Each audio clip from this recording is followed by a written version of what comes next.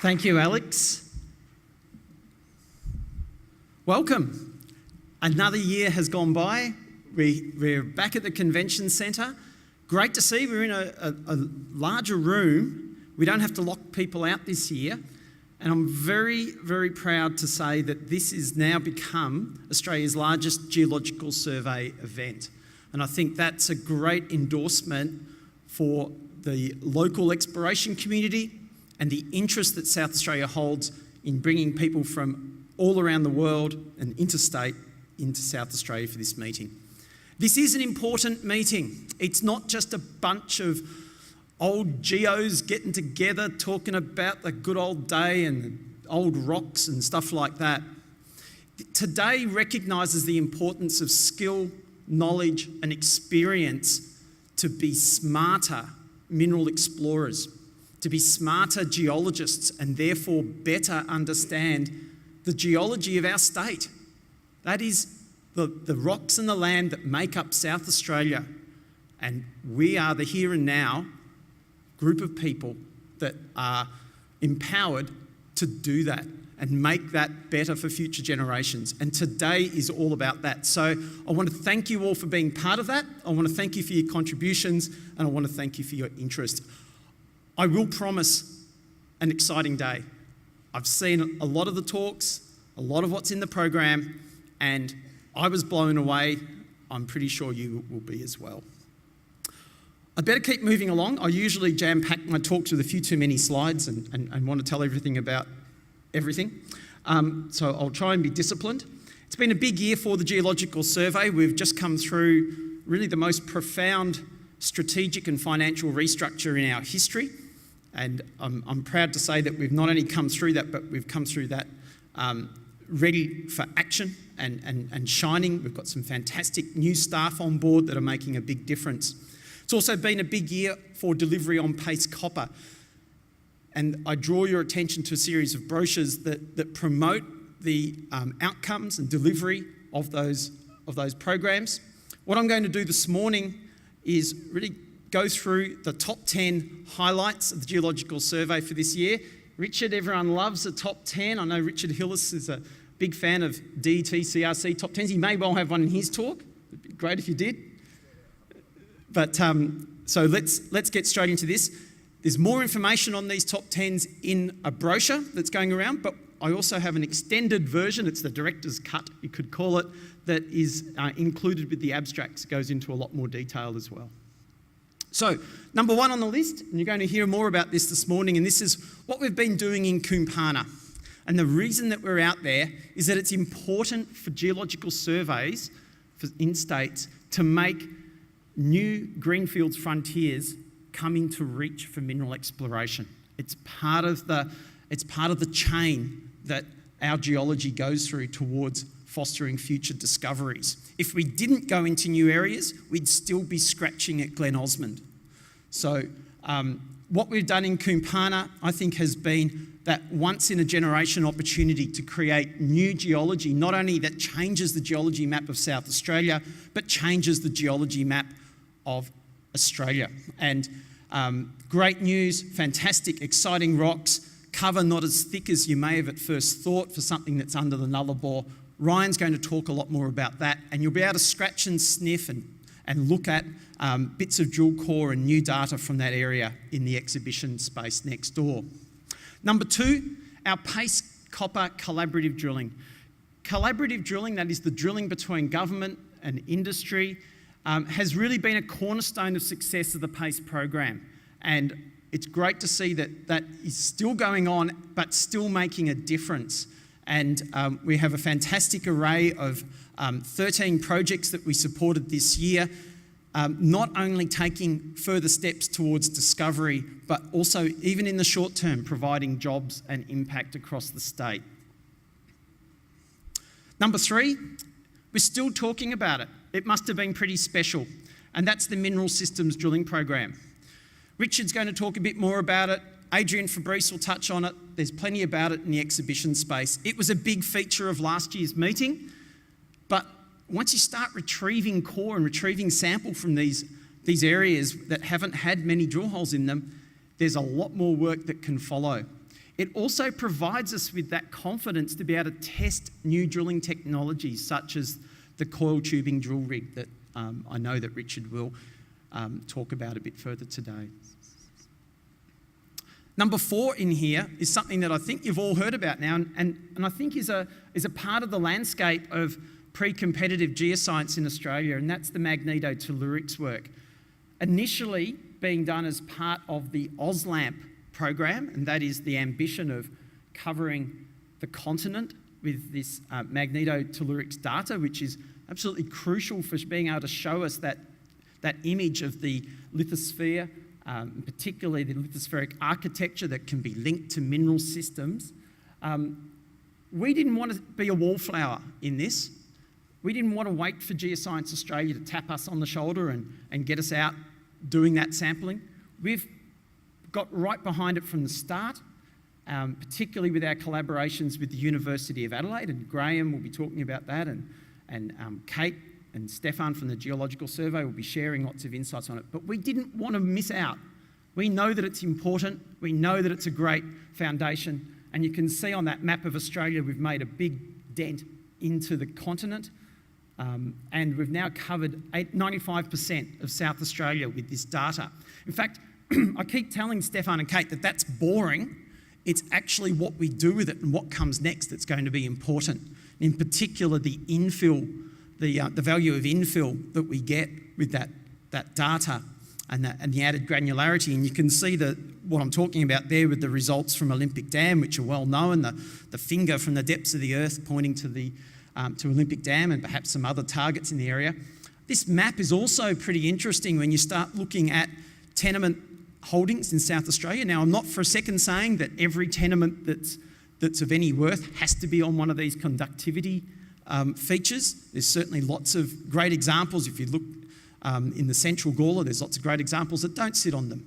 But it is amazing to see how a lot of our mineral systems, particularly the IOCG systems, are very closely linked to this lithospheric architecture.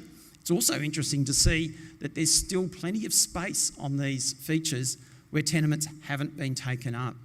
And I think that really illustrates the value of pre-competitive data and how it then influences where people explore and sets the scene for future discoveries.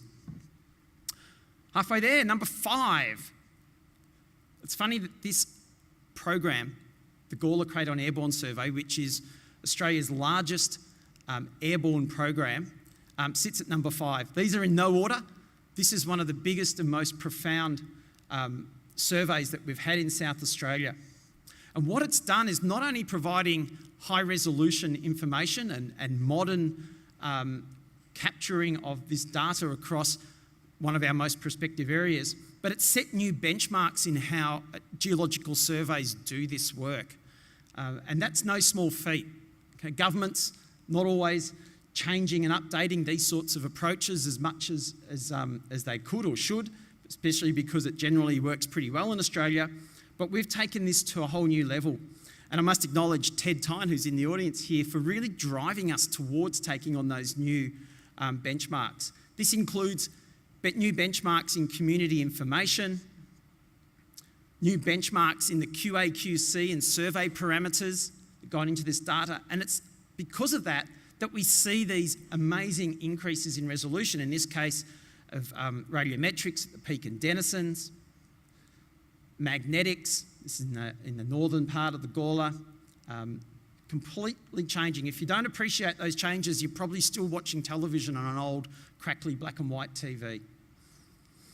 But it's also what we do with that data, and it's great that we've been working so far with Clive Foss from CSIRO, and Clive's here today. He'll be in the exhibition space talking about these derivative products that really take that data and take it to new levels. And we can see a range of different approaches and different value adds that Clive's been working with the Geological Survey in collaboration on. Fantastic stuff. This one's really exciting about that magnetic source and depth. Okay, number 6, new publication delivery. Doesn't matter what we do if we don't deliver it. And that's certainly a big focus for us. I also want to point out that in the Geological Survey of South Australia, we do place a lot of importance on external refereed scientific publications. It's easy for us to say, oh, we don't need to worry about that, but I think we do. We're on the world stage. We need to show that our science and our ideas in South Australia stand up. I think a big part of my job is to make sure that I facilitate the best geoscience in the state, and getting these things published in this way is a big part of that. And major contributions to things like the new AusIMM ore deposit monograph is also a big benchmark for us there. Interesting when you look at the publication trends and the data that goes into it, and this is some information from Peter Buxton in the survey that shows that there's a greater and greater increase in the data that comes from drilling. And we're seeing that here in these pie graphs as you go from 2017, some drill holes coming in, some samples, but have a look at those analytical results that now have to be worked through, made best value of, and put into our database. And that is the way of the future. We all talk about, throw around big data. Yep, handling that big data is important, but also in geological surveys, making sure it's of high quality and reliability is also critical. Number 7, it's not just about where we sit in the state, it's about our contributions to larger programs, particularly our national strategies, such as the National Mineral Exploration Strategy, the Uncover Initiative, which you're going to hear a lot about. That's amazing to think that that strategy recognises the challenge of making discoveries and ensuring that our minerals industry is kept viable in the country. And to do that, it's brought together industry, researchers and government and provided a roadmap there. We'll hear more about that in a panel discussion later today. And then we have our fingers crossed in the new MinEx CRC bid. Stage 2, we got through stage 1 of that bid. Stage 2 is coming through, about to be submitted in the next few days. Number 8, our drill core reference library. Has everyone been to the drill core reference library down at Tonsley? I hope so. It's a stunning building, but for everyone that tells me about its architectural awards and how stunning it is, I am always quick to remind them that it's actually a functional building that's designed around a state-of-the-art workflow. And that is about receiving core, real-time, non-destructive analysis, presenting that data. And that's why we have these things like the Woodall Analytical Laboratory, the 3D immersive theatre, the conference facilities down there and so forth. And it's great that it's also acting as an incubator to a range of companies that are trying to break new ground in providing real-time non-destructive analysis. I would love to think that further into the future, we have more people visit the core library, look at the core, and then start deriving new data out of that at the time of visit and go home at the end of the day with a whole lot of things to think about and work through. That would be an exciting progression. We are seeing that, but I would like that to be routine. Second last, education and training. And what we're looking at here is the importance of really the next generations of geoscientists for the next generations of discovery. We do have to invest in our people. It's our people that really drive it, and building their skill, knowledge and experience is critical.